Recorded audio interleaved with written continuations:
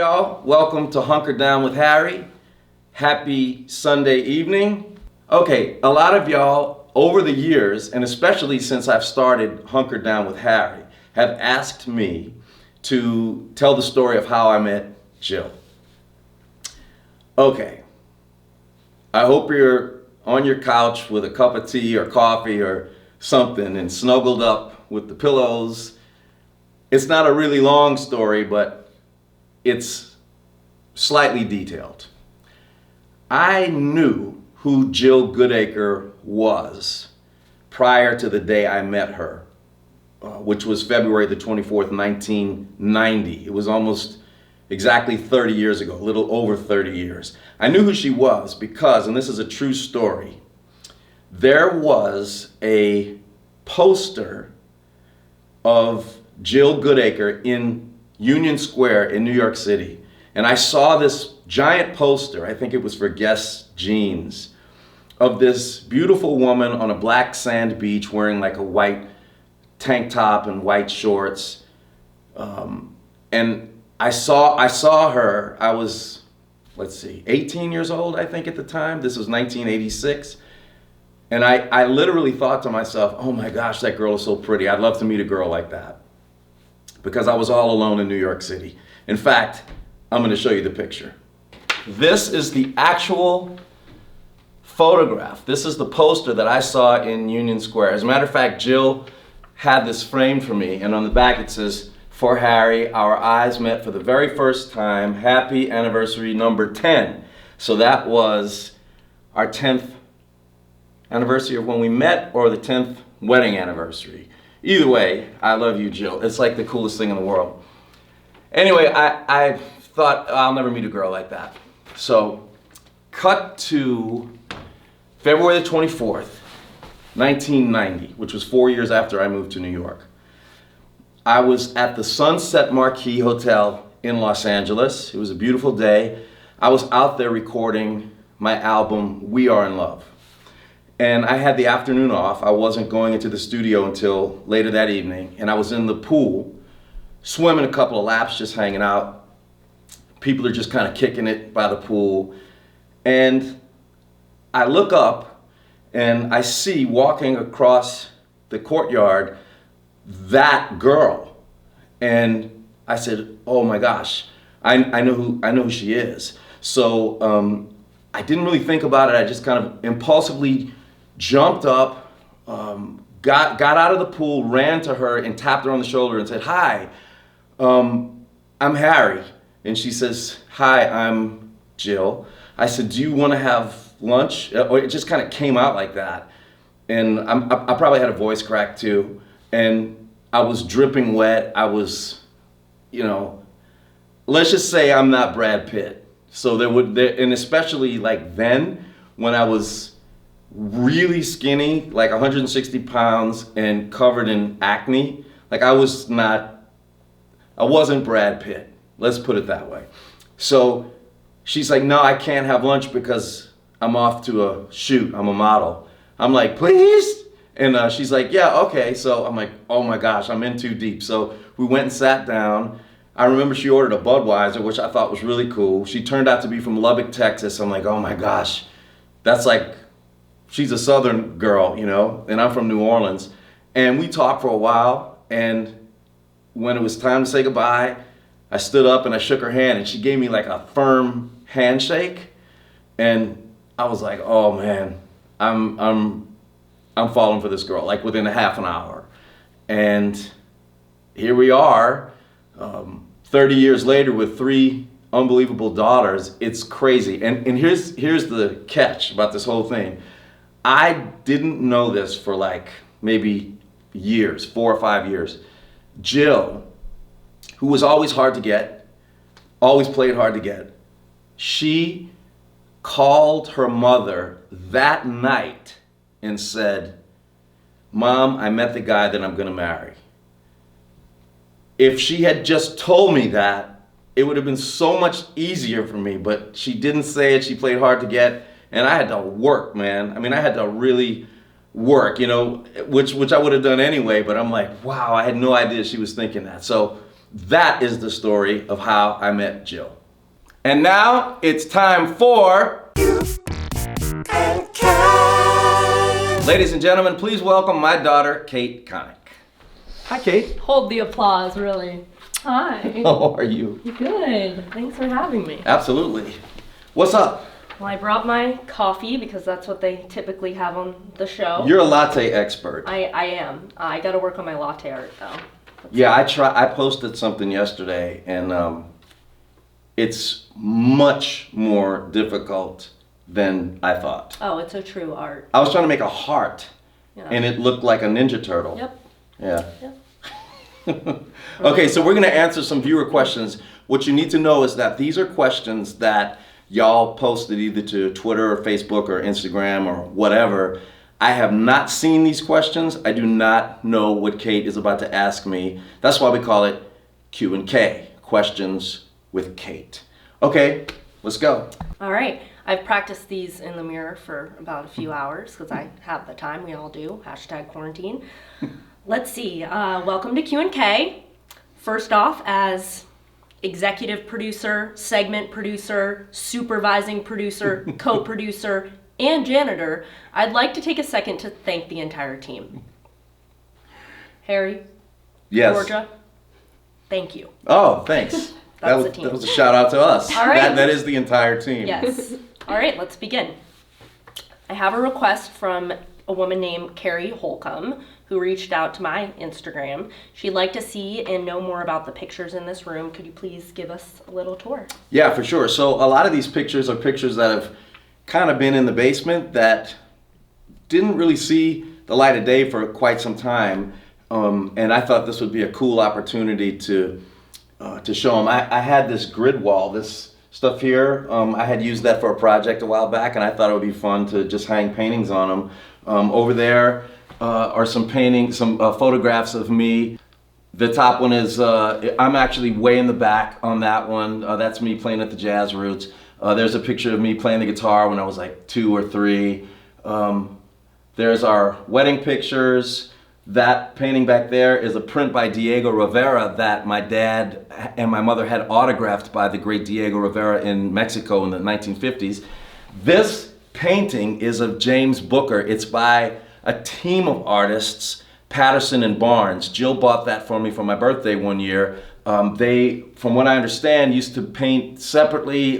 They met in the late 80s, and they started to paint together, I think, in the 90s, and they were painting a lot of jazz artists and blues artists. You should Google them. They're amazing. Patterson and Barnes. There's my wedding picture. And that's my first album cover. There's some baby pictures of the girls. This is some artwork from a show called Thou Shalt Not. So yeah, it's pretty cool. Like, actually, this little TV studio worked out pretty well. So thanks for that question. Great. All right. Let's start with a question from Delia Austin Cherry.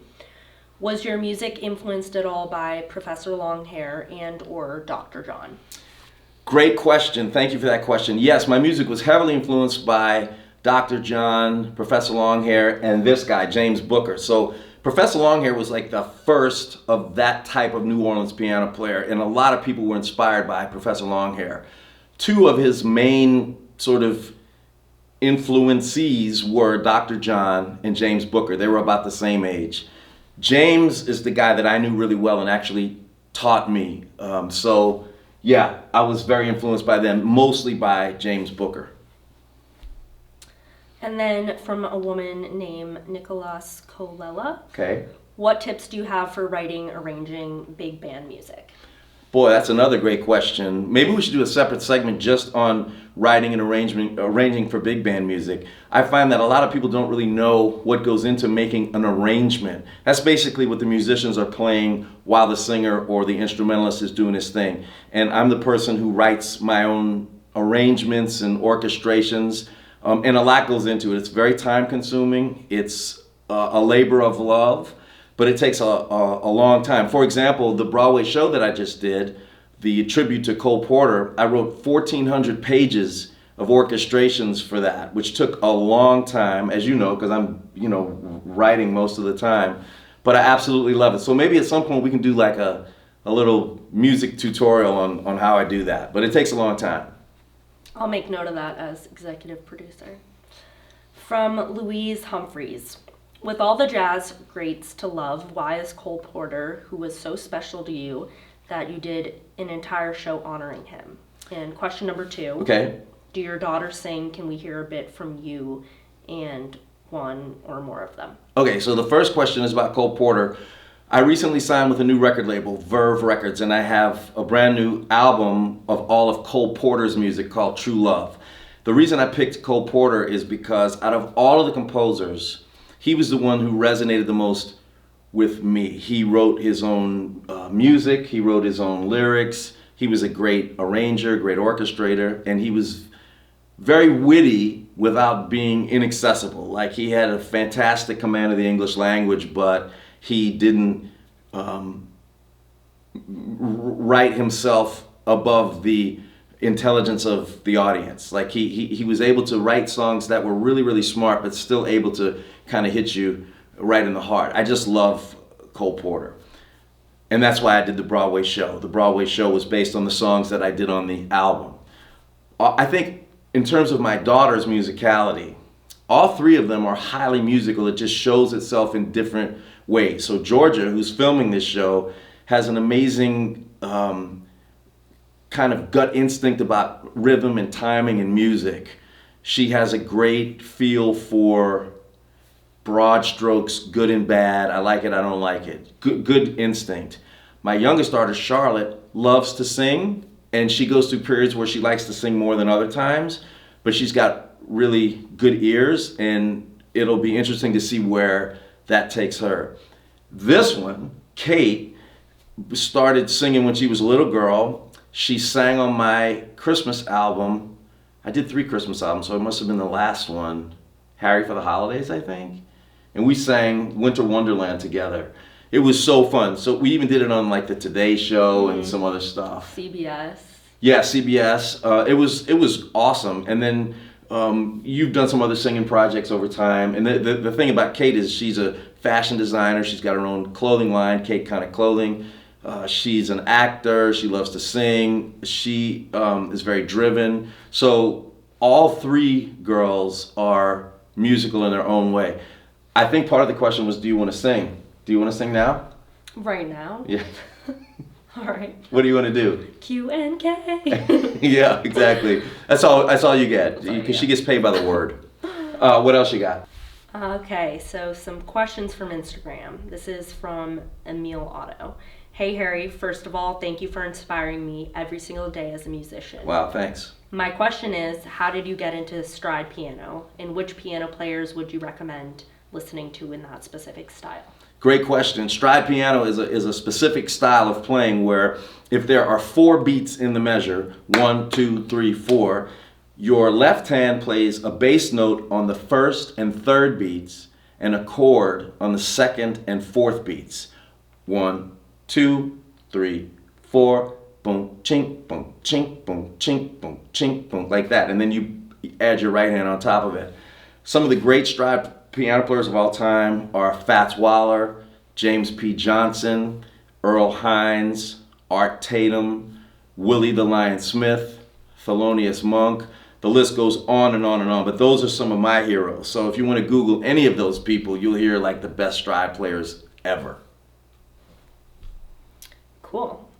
And then from Michelle Molstad, I'm currently hunkered down in Afghanistan, but doing the mission. My question, what did you give up for Lent this season? Great question. Thank you for doing your mission. That's the wrong thing. Amazing. I hope you're enjoying your mission over there in Afghanistan, and I hope you're staying safe over there.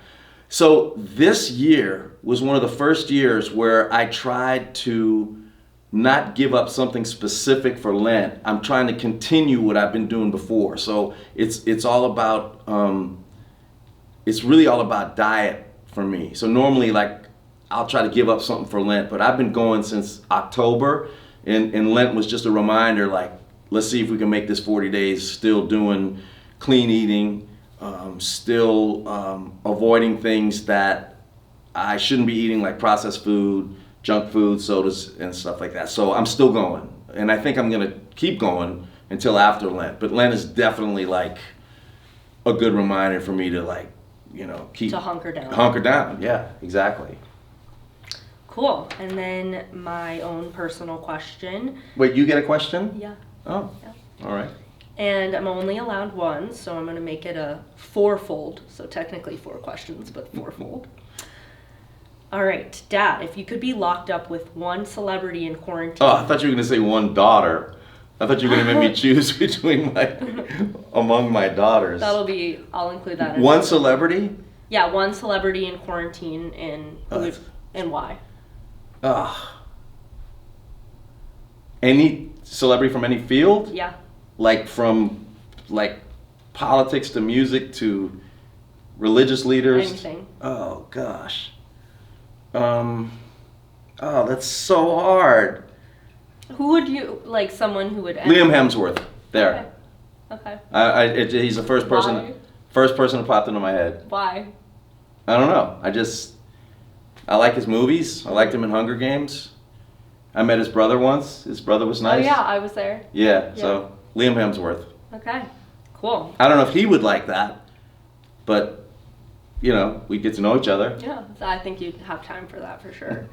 And then it's fourfold the question. So. Oh, okay. What movie? Fourfold.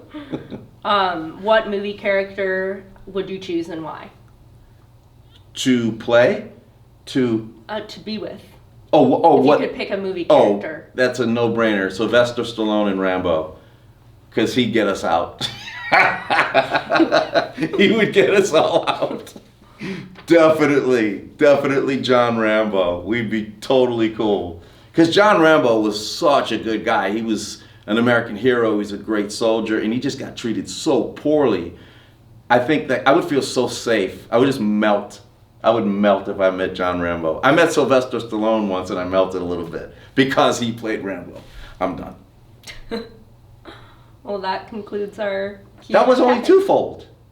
No, we have what celebrity and why, and then you have what movie character and why. I got it. So that's fourfold. Yeah. That was fun. I had a good time. Will you come back and do this again? Absolutely. I have time for it. All right. All right, y'all. It's time for me to sing a song, and we're gonna go old school, really old school. This is a song that just about everybody knows. So join in if you want to. This is the way I used to sing it. Y'all's lyrics might be a little bit different, but sing along with me anyway. It doesn't really matter. I'ma lay down my burdens down by the riverside, down by the riverside, down by the riverside. I'm gonna lay down my burdens down by the riverside. I ain't gonna study war no more. I ain't gonna study war no more. I ain't gonna study war no more. Ain't gonna study war no more. Alright. I ain't gonna study war no more. Ain't gonna study war no more.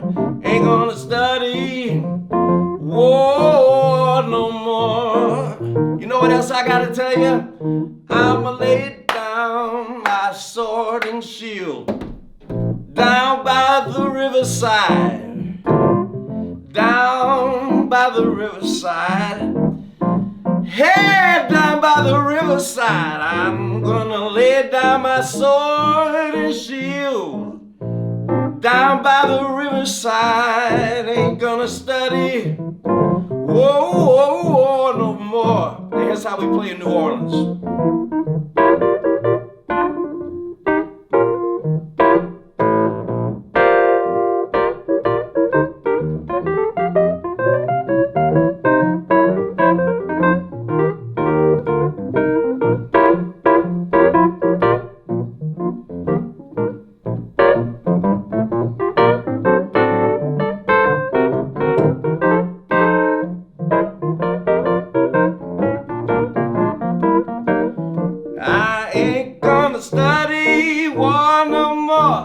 no study war no more. Ain't gonna study war no more. No, no, I ain't gonna study war no more.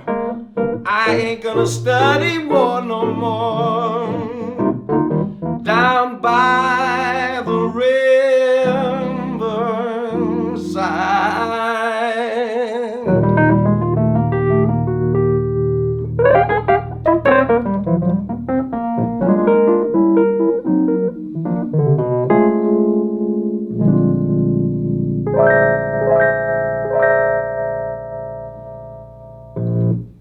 Thanks a lot for tuning in to Hunker Down with Harry. I will see you next time.